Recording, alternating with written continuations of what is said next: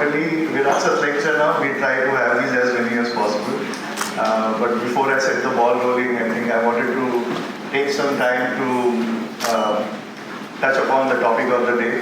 I think most of us are aware about the news around Manvi Gate, and I thought it was important at this time to share with you not just Manvi Gate, but many of the other heritage monuments in structures in Baroda which are at risk. I think as I speak, you will probably see some of these flashing up. I was asked to prepare this list so that the authorities could kind of look at what they need to do to focus on it, but I still haven't been asked to present it yet. So I'm still waiting for that day. Insofar as the Manvi Gate is concerned, we know that this problem has been going on for the past 6 months. And I say this primarily because at times I feel, we as citizens of Baroda, and I would like to imagine that all of us here are heritage enthusiasts. I don't think we are bothered enough about what is happening in Baroda. Because there's so much silence, and I think the silence speaks in itself for, unless and until all of us together decide to pick up on the issue, I'm not really sure that things will change. So this list, so the problem is not just the Manvi Gate. I think we typically in this social media news cycle and with the kind of media exposure we have these days, we basically jump from one crisis to another. It's been Manvi Gate which has been on our horizon for the past few months, but we forget that there are equally important monuments in the city which, if not this monsoon, maybe next monsoon, they will definitely fall if nothing is done to address this. The issue is also that there is no systemic plan to address this issue. I think primarily it needs to start with the formation of a heritage conservation committee which is mandated by the Gujarat government, which is mandated by the High Court. It is there in the guidelines that the government puts out, but unfortunately it's not on the radar at the moment. I keep hearing that we are going to form it soon. So there is no Heritage Conservation Committee, though of course saying that formation of the committee itself may not resolve the problems. It really depends on the way it is constituted and what kind of vision document that they come up with. Because at the end of the day, are we as a city ready to accept some of the changes that a proper heritage plan would involve for the citizens? For example, if you look at Nyaya Mandir, and anybody who has gone there recently, now that the last 2 or 3 years it's not in use, is also going into decay. It's used like a party lot, if I can say that. And yesterday I was there and I was with the municipal commissioner, and he himself pointed out that in any other city you would not allow parking the way it is being done at the Manvi Gate with all those small little stalls which are there. But unfortunately, that's the way it is. And I think I was discussing with someone, and she told me that some of the buildings will go, but at least document it. So we probably, I think, as an organization, I think we probably need to focus more on just making sure that we have the documentation in place, so that at least we can pass that on to the next generations. The buildings may do what they want with themselves. Anyway, on that somber note, I think I just thought that that's an important point, and at the end of the day, that's what Heritage Trust really is about. I think we've been in existence for the past more than 40 years, and those of you who know about the trust know the different things that have been done. But I think more and more, as time passes on, we try to understand what really our relevance is, and just try to figure out where we fit into this whole gamut of what's happening in the city. I can only talk about Baroda. I'm not sure how the other cities are being planned. Anyway, on that note, let me welcome all our guests today. I'm sorry, I should have started with that. Our speaker, Amrita Shah, Lord Bhikhu Parekh, our guest of honor, and gentleman from Navratna University. I think Navratna University is a partner in this for this talk today, and I'm very happy that as I mentioned somewhere yesterday, that I think institutions need to have convergence. A lot of us cannot work in isolation. I think there are so many institutions doing good work, but unless you find convergence, I think we are all going to struggle at our different levels. Anyway, on that note, I think I don't want to bore you too much. I'll ask Sandhya to come across and introduce. Are you speaking about the works? Yes. Yeah. And I'll just. Ramesh, one question. The Gujarat government has a heritage cell, so that is not right. These are questions we can discuss informally. These are too long discussions, and I don't think we will reach any. Do they have any body? Yeah, they have a body. They have a body. So now, since Navratna University anyway is a partner for this, and I think 2 weeks ago I was at the university, and there was a very interesting project, which is something which I think needs to be brought onboarded, and I said that we need to get more people to have a look at it and kind of get it into space. I think they did, and Sandhya will speak more about it. They designed a few walks. And I think these walks are extremely interesting. And really speaking, that's the real way to connect the people to the history and the heritage of the city. This project right now is in the university, and we are trying to work together and see how we can bring it out so that it becomes an integral part of what the city can offer. Sandhya, please. Thank you, Sam. Good evening, friends. Welcome to today's Viraasat lecture. I will just take a few minutes before today's speaker takes the stage. I'm one of the founder members of the Heritage Trust and also a trustee on the board of Navratna Education Society, and that is how I am here to talk about this very interesting collaboration we have between the Heritage Trust and Navratna University. So last year,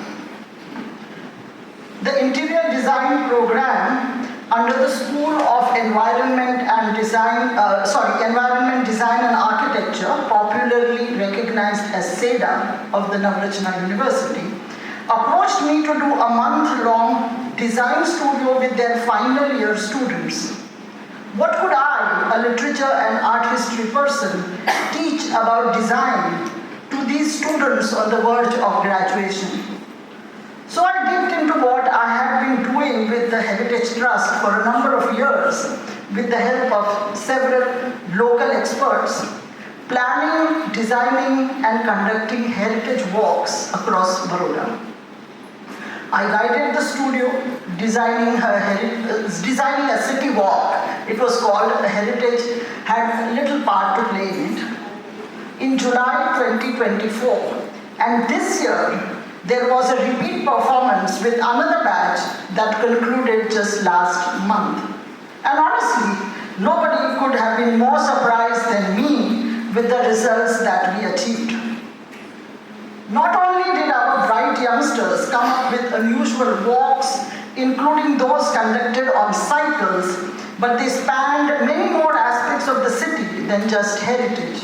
They explored themes related to the socio-religious, ecological, political, cultural and economic issues, covered traditional sports, as in the akhadas, all intertwined with each other in a smooth narrative that reflected the underlying throbbing life of a city that has been going on undisturbed, no matter how rough and out of control the city as we see it on the surface may appear to be. Our students went out into the parts of the city that they had never been before, and many of them were not even Barodians. They spoke to local people, shopkeepers, street side vendors, housewives, senior citizens, government officials, craft persons, priests, teachers. In the process, they honed their communication skills and learned how to deal with people with respect and dignity. Some of the walks designed covered the flower markets of Baroda, the statues in the old city, the forgotten water bodies, the colonial bungalows in Alkapuri, the makers of musical instruments in Gandigate, and so on. This year's studio introduced one more challenge. In addition to mapping the walk, each group had to pick up one unusual aspect spotted along the walk and make a little reel and a video about it. This exercise made sure that each group actually did the walk they planned several times in an effort to pick up that unusual aspect and turn it into a video reel. Short, snappy, and to the point. Let's take a look at a couple of them as a case in point.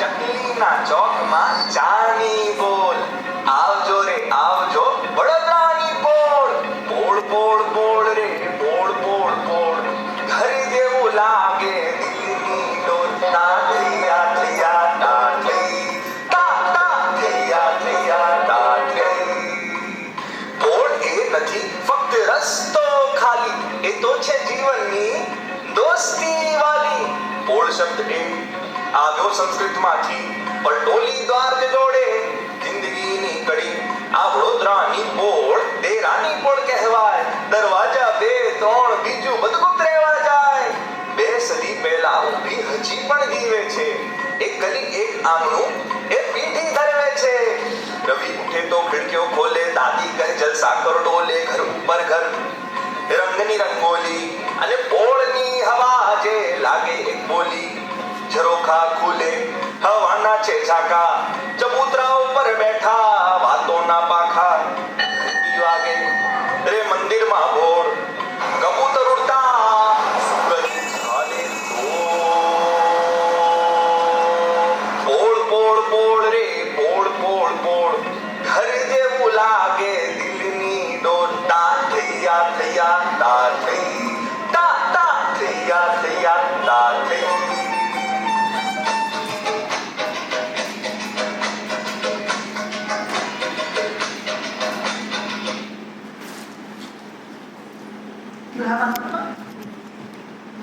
વૃંદાવનમાં ગોપીઓએ ઝુલાવ્યો Nandlal 5000 વર્ષથી ચાલે પ્રેમ ભર્યો ઉત્સવ વિશાળ અષાઢ મધથી શ્રાવણ મધ સુધી દર વર્ષે આવે મેળો મંદિરમાં મોરલી વાગે રાધા ગાય મીઠો મેળો ચાલો એ ભાવનાની એક સુંદર ઝલક અહીં માણીએ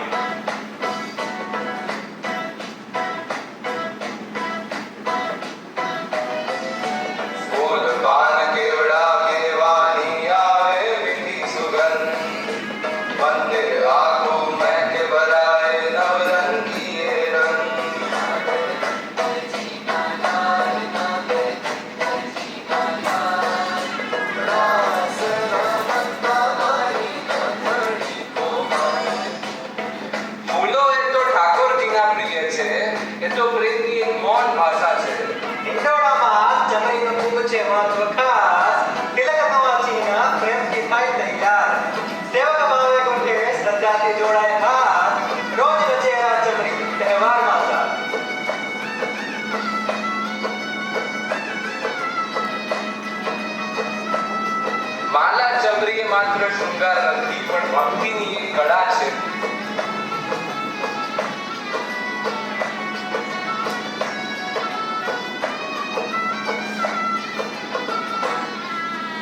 હવે તો સાથે બોલો વિદાય બોલો સાથે કહીએ આવો Thank you. So coming to today's program, the Heritage Trust established the tradition of holding the Viraasat lecture series at the turn of the century. Over the last many years, we have hosted historians, ecologists, archaeologists, architects, authors, economists, sociologists to deliver presentations under this series, and I've enjoyed some extremely informative, eye-opening and often entertaining lectures woven around the larger context of heritage and its significance. Today our speaker is Amrita Shah, who is going to talk about her latest book, rather quixotically titled The Other Mohan, the Other Mohan in Britain's Indian Ocean Empire. The book is part travelogue, part memoir, part family history, strengthened by rigorous research. The book is available for sale in the porch and Amrita will autograph it for you. Thank you. May I invite Amrita ji. Thank you so much, Sandhya, and thank you so much for bringing me here. Thank you, Heritage Trust, thank you, Navratna University, Lord Bhikhu Parekh, Tanvi, Mala, all of you who have, I'm so happy to come to Baroda. It's not a city I'm very familiar with. I'm more familiar with Ahmedabad and Surat, which is an important part, plays an important role in this book. So I was going to start by saying that this is a book about history, but I think it's also, since I've been hearing about conservation, it's also in a sense an kind of act of conservation, of trying to recreate something about which there was no material, no data. And so it's a kind of a slightly unusual book, and but like books about history, it uses scholarship and archival sources. And today I'm going to try and give you some sense in this talk about the scope of the book. But its form is literary. So as Sandhya mentioned, it mixes various genres. It's got family history, travelogue, memoir, even detective chase. So it's also a book about process and about the act of research itself. So I'm going to kind of try and give you some sense of both the tone and the style of the book as well as the scope. So the Other Mohan in Britain's Indian Ocean Empire is set at the turn of the 20th century, which was an era of unprecedented global mobility. 50 million people went from Europe to the new colonies between the mid-19th century and the First World War. So you can imagine this movement with steamers and with, the telegraph and a lot of kind of developments taking place simultaneously, and the rise of European imperialism. In its wake, various forms of migration, who's also a historian, they've been looking into this business of illegal migration and the kind of methods that were being followed. And so then I kind of went to the archives again and looked at all this data. And there are papers that show you, that there was the existence of a transnational network involving forgers and touts and agents, interpreters, and educated people like my great-grandfather. There were 2 official inquiries conducted in 1915, the year after Gandhi left for India, which revealed total chaos and corruption in immigration offices. So this was not done, it was not an Indian thing at all. It was like on both sides, the kind of clubs and officers and policemen at borders, they were sort of involved. And if you read Gandhi's, in the collected works of Gandhi, there are references to that. If you look at Indian opinion, there is lots of sort of headlines and all that. But I think this is just one area that has not been discussed in the kind of literature on this whole sort of arc.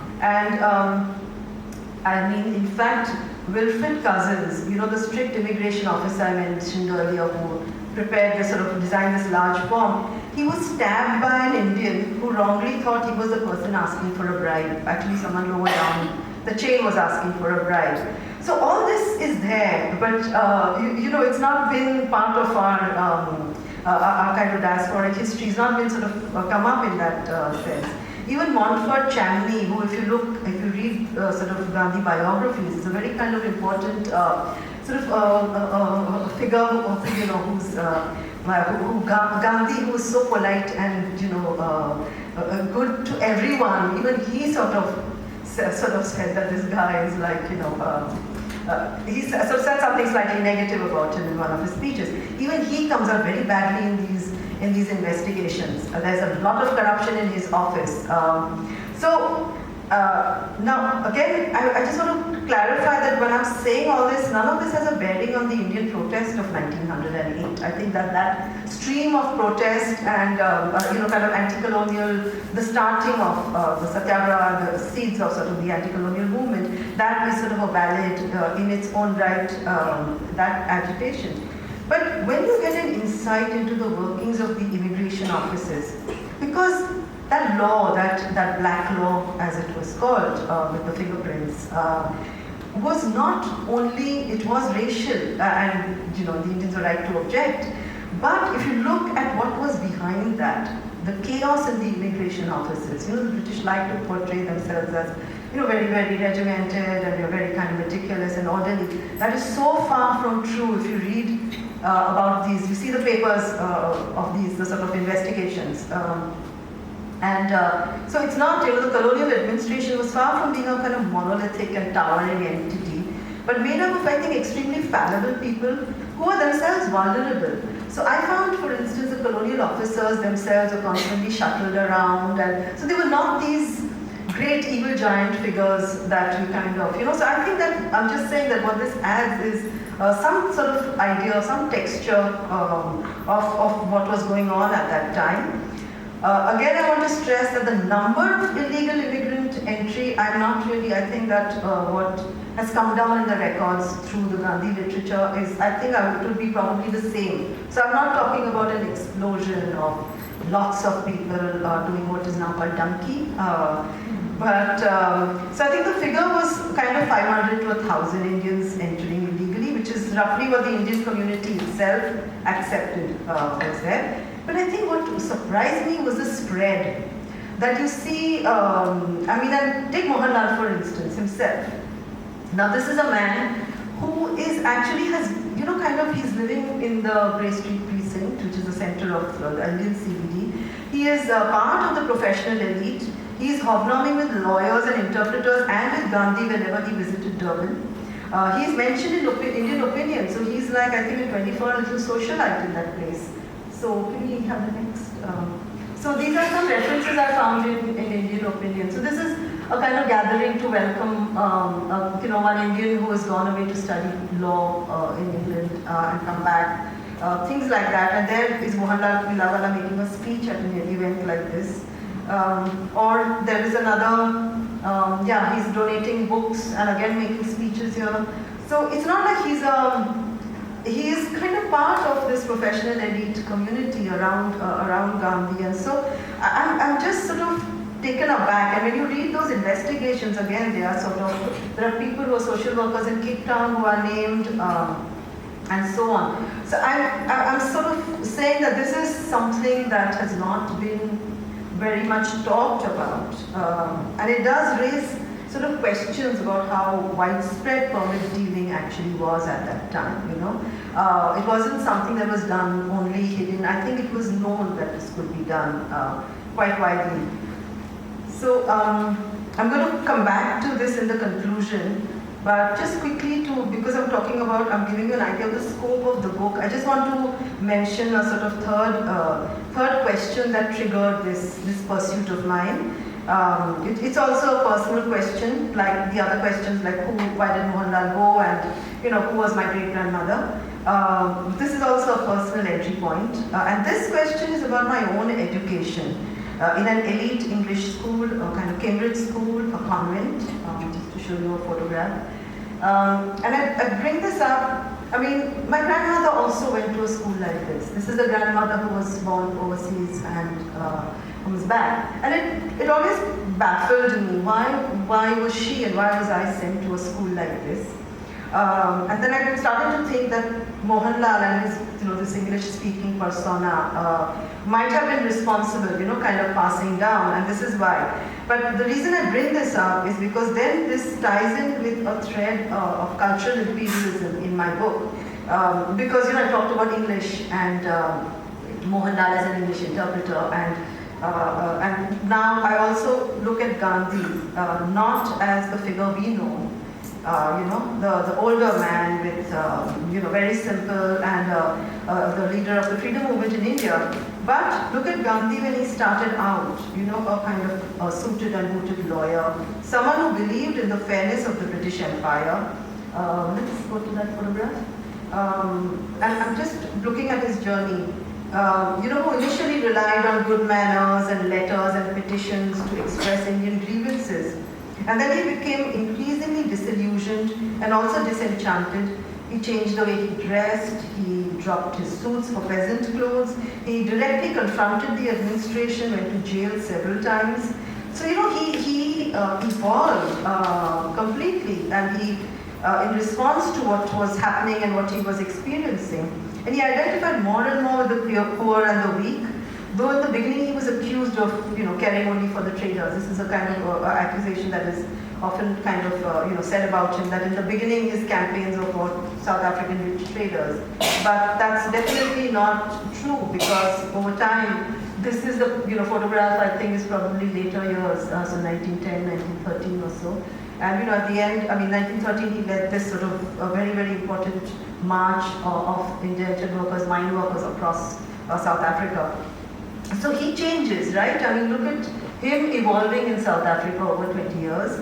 And of course, in 1909, he writes Hind Swaraj, which was a polemic against Western modernity, right? So this is how he changes. And in my research, because Surat and the Indian Ocean is a very important part of the book, I kind of saw a parallel with the Surat-born Gujarati poet Narmad. Let's take a picture. See, usually when people look at influences for Hind Swaraj, they usually look abroad, or they look at Western thinkers. But I thought, that for me, when I was reading Narmad's life, Mari Hakikat, and I was just thinking that he was also, like Gandhi, a product of colonial education, and was a very well-known social reformer, kind of modern, rational, fighting for widow remarriage and other reforms. And in later life, when he was writing a history of the world, he came to disavow his earlier life. And he claimed that he had been carried away by youth, and he came to evolve a more traditional outlook. Now, I'm not saying that Gandhi is evolving a traditional outlook, and I'm just kind of trying to see these sort of an evolution from this colonial Macaulay system, and maybe a kind of another path, questioning all that initially was taken for granted. So I think that the story of Gandhi represents a struggle for self-assertion and a fight against the racist and oppressive forces of empire, so an anti-colonialism. But in the story of my great-grandfather, the Other Mohan, and the story of the diaspora that he opens up to me is another story. And this is not of confrontation, but of enterprise and opportunistic collaboration. It is about the persistence and continued impact, I think, of aspects of colonialism on our lives. So if you look back and look at the two Mohans and their trajectories together, then I think that today, because often it's said today we have departed from Gandhi's way, we have discarded it for the material life, etc. And I feel that there is a strain in the past, if we look, which was about materialism, but also about opportunism and about enterprise, and not about confrontation. So I think maybe both together represent something of our legacy, perhaps. And I think that both perhaps need to be included in our understanding of our past. So thank you.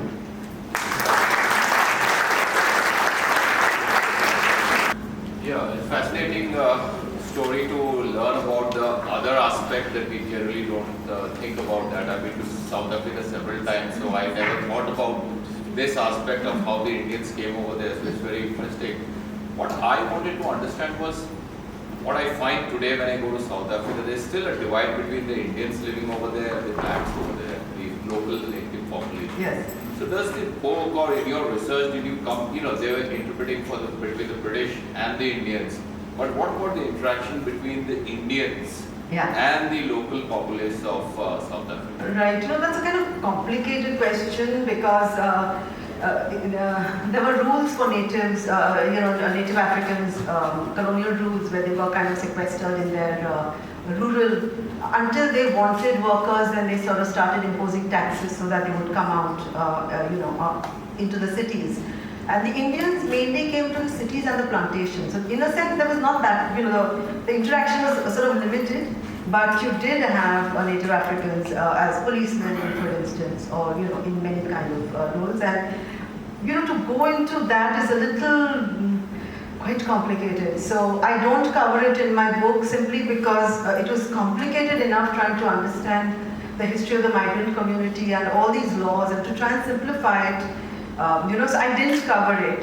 But I can say that, there was a kind of tension, because we were sub-colonial in a sense, right? Because we went from a colony, but we did go to, and in fact Gandhi himself says, I support colonialism at that point, that early point when he was still sort of, I think that there is today, perhaps you can see a result of that. There is some resentment, not some, quite a lot.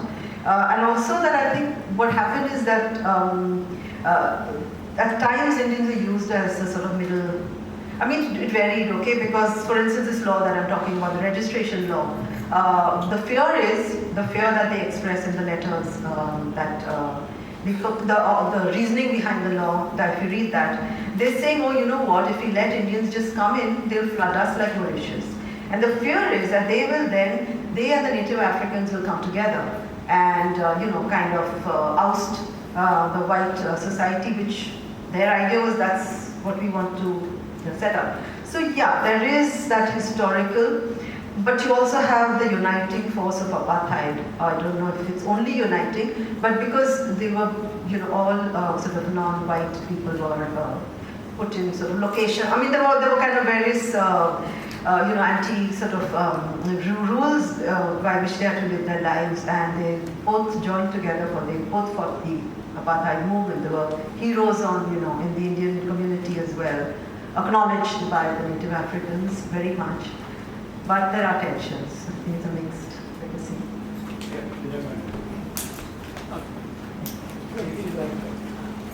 First of all, thank you so much for this beautiful talk. My name is Shivam, and during the same time that confrontation happened regarding registration in South Africa, the one law brought up by Britishers during the same time regarding marriage, that no other marriage would have been recognized than that of a Christian. Did you come across the your grandfather? That's a good question. And no, actually, so my great-grandfather had gone back to India by 1910 or so. So that period was 1913 later. But I'm glad you asked this question because I think, what tends to happen is that in the biographies that come from, let's say, Westerners or even, Indian biographies, and they're wonderful in explaining Gandhi and his motivations and in many ways, but very often the South African situation is so complicated. These laws and, before they became, like there would be an ordinance and then they would become, the kind of date and the names keep changing. So it's so complicated, I think, that it's not very well understood. The context is not very well understood. And I think that the marriage law, which was actually important because Kasturba joined it, a lot of women joined it, right? And that was seen as, the way it's always been written about is a very emotional thing. Like, how dare they de-recognize us? Are we not respectable women, respectable wives, and so on and so forth? Actually, what the thinking behind on the colonial side was, that they were trying to limit. I mean, by now they did not want passenger Indians to come. So they made it harder and harder and harder. So only if you had domicile, you were already there for a certain number of years, and you could prove that, then you could bring in your family and things like that. Now, what they said is, these Indians, they marry so many times, they have so many wives, and sometimes they're lying also, and which is true. In the sense, it's a little complicated. You know how we say, for instance, ye mera bhai hai, but he might be actually your cousin or your neighbor or something like that, So there was a misunderstanding a bit. But this business about wives, they said that they allow more than one marriage. So we can't do that, so we de-recognize. So this is tied up with immigration. It's not against marriage or, do you understand? The way we normally see it. All of this is about immigration. They just wanted to stop people coming in. Eventually then, I think then after Gokhale goes, visits there, then Gandhi, and they reach some kind of understanding. So they allow one wife per person.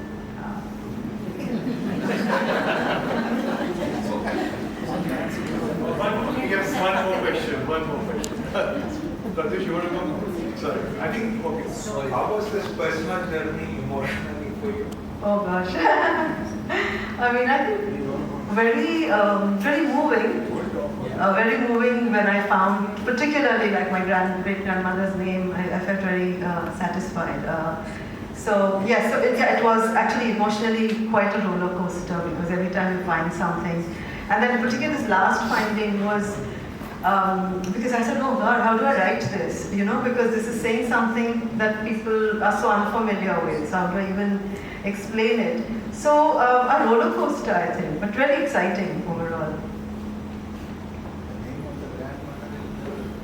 So we will have time to interact after the book signing. So please save your questions for them because we have some other nice surprises as well. If you can. Yes. Anyway.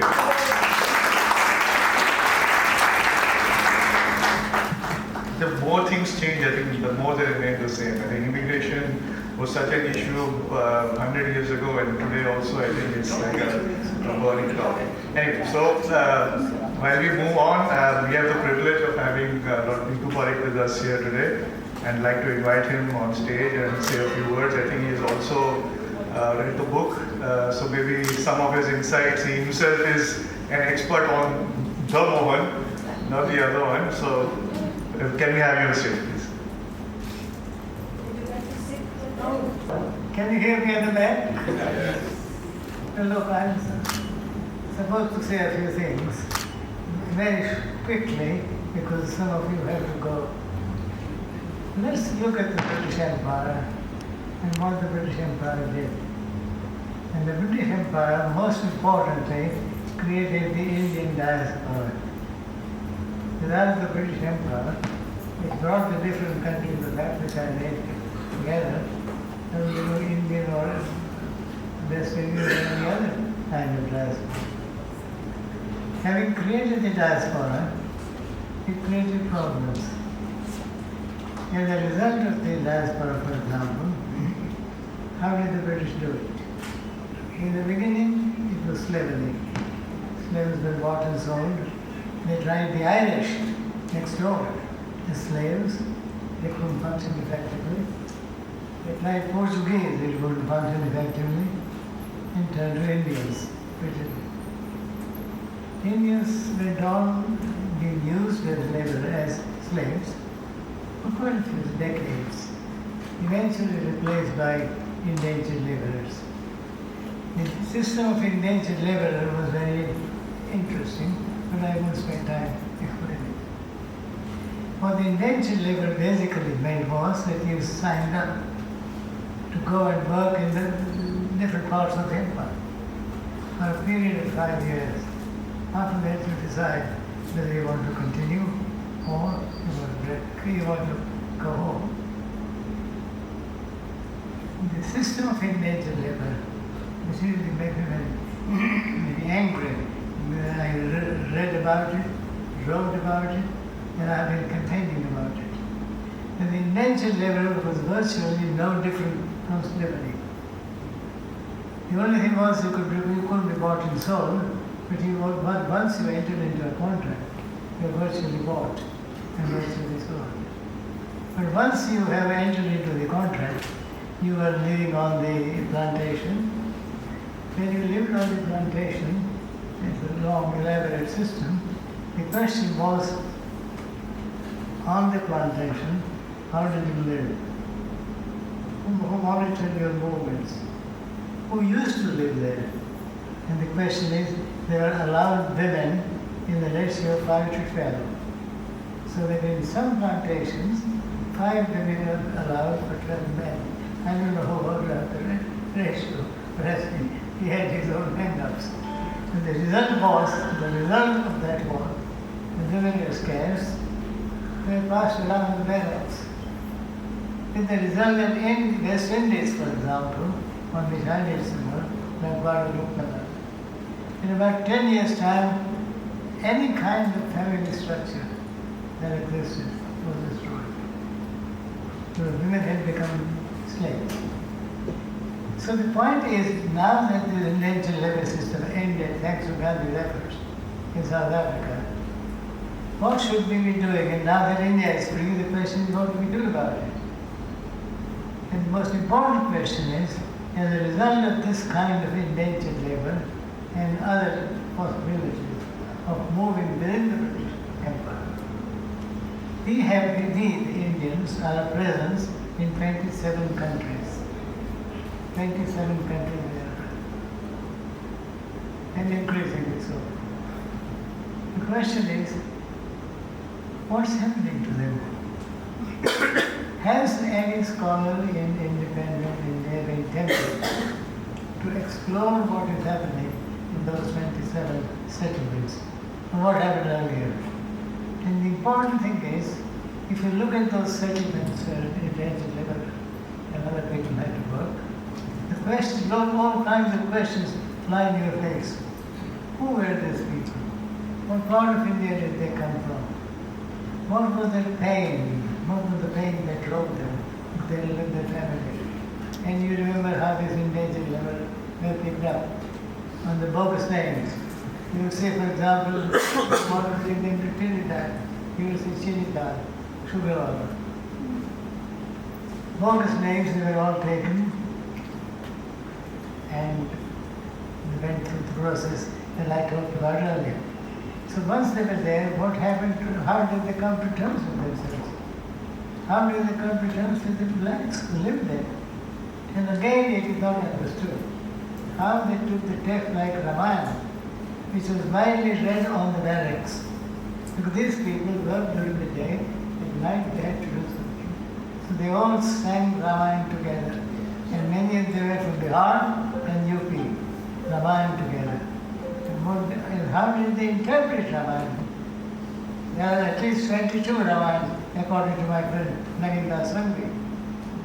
Now if you have so many Ramayana who can be read differently, there is a Ramayana in which Raman is Shiva's Bhakta, is a good fellow. And Sita is more flirtatious than Sita. And we will have different kinds of Ramayana. So now in this sort of situation with Ramayana, how was Rama's behavior interpreted on the barracks? And many of them saw the blacks next to living to them, blacks living next to them, as people who could have predatory instincts on their barracks. So the Indians always had this deep fear that their beautiful daughters and girls and others could be prey to the blacks. What happens next? When that kind of fear is planted, we see all sorts of things. The other question is, when you're in the plantations, what happens to your religion, your caste system? Lots of these guys were from Bengal and many of them were Kulin Brahmins, widows of Kulin Brahmins. And Kulin Brahmin, polygamy is allowed. There are groups of Hindus where polygamy is rampant even now. There are more polygamous marriages among Hindus and Muslims. Now the question is, this was allowed, all sorts of things began to happen. How do you interpret your religion? How do you interpret your history? This is the subject for anyone interested in India to try to make some sense. And I'm going to stop in 2 minutes, just like sketching for young people here in an educational institute to think about big issues, not to get caught up in who did what when to whom. University is a place for thinking about big issues in a big way. And the big issues here, as people did, I thought of doing something when I was a professor at Harvard. I got one of my students to work with an encyclopedia of the Indian diaspora. And he said, sir, it will take 11 volumes. Indians scattered in so many countries and looking at that, asking kinds of questions that I was asking. 11 volumes, we couldn't do it all. Recommended it to the Prime Minister, who said, yes, good idea, nothing happened. So the project remains to be done, and I hope all of you will. So the project simply is, in order to understand the settlements of our people, you need to ask where they are, how they are, and to do all that with 4 objectives in mind. I want to know the diaspora because they are part of my people. The consciousness of being an Indian expands. India is not limited to the Indian. India includes those people. Secondly, it raises my moral consciousness. And my consciousness and my moral concerns are not limited to my people, so-called, within India, but people outside, elsewhere. they also matter to me. Thirdly, giving my consciousness a historical depth. So then I see people from Trinidad and Mauritius and elsewhere, and you see them in universities. I was told the other day, in Baroda University, for example, there were about 20-25 odd students from the black community. Now if that is so, then to be able to understand why they are here, and to welcome them, not to resent them. So this kind of study of the diaspora is a must. And what it will do eventually, hopefully, is to raise our consciousness, combat narrow nationalism from which we tend to suffer from time to time, give up this ambition of becoming a global guru so that we can be great, and concentrate on building our own country in our own expanded way. So that whenever we think of ourselves as people with context outside. So that it becomes difficult for me to think of himself without thinking of those diaspora people. With this kind of situation, I think India can really be a global guru if it wants to be a guru of a different kind. Thank you very much.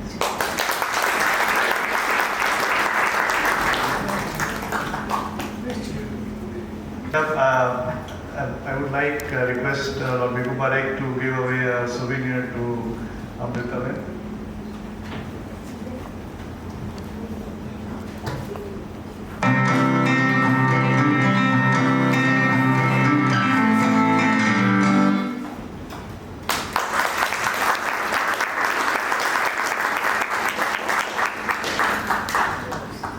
Thank you so much, both of you.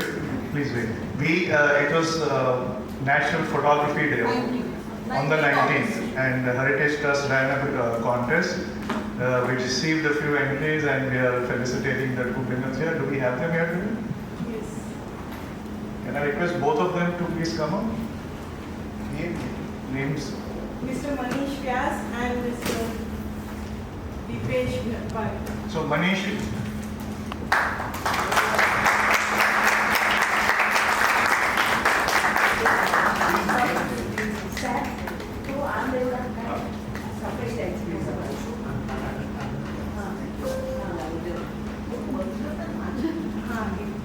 Manish Vyas.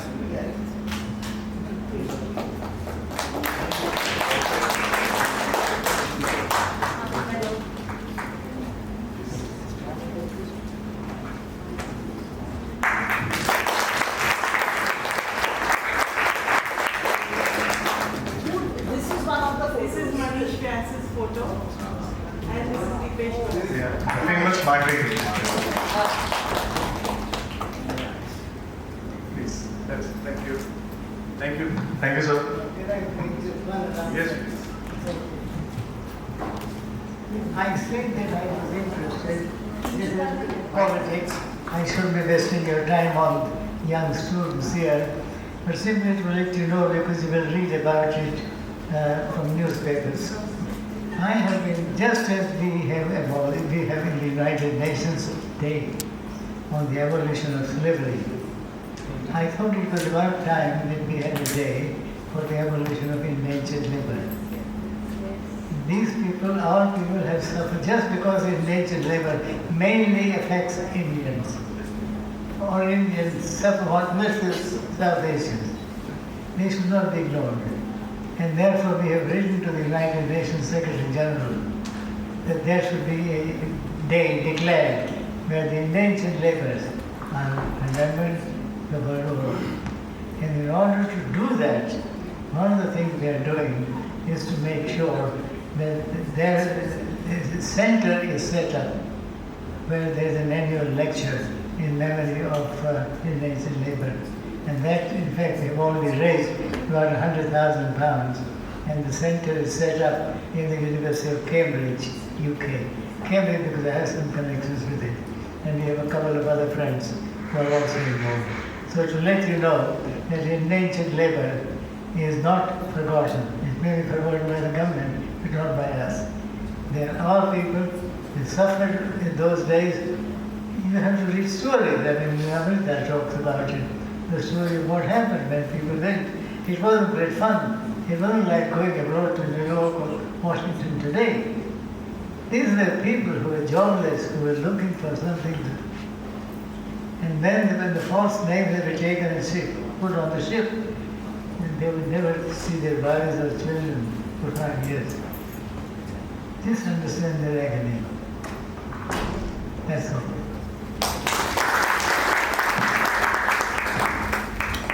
And so the formal, I think, vote of thanks, so you can quickly wind up, and those of you who want to buy the books and get them signed and interact with Amrita, they can do that.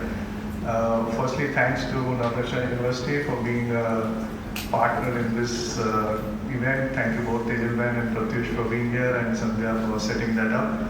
Thanks to Olympic City for providing us the venue. They're always very kind to give us the space whenever we ask for it.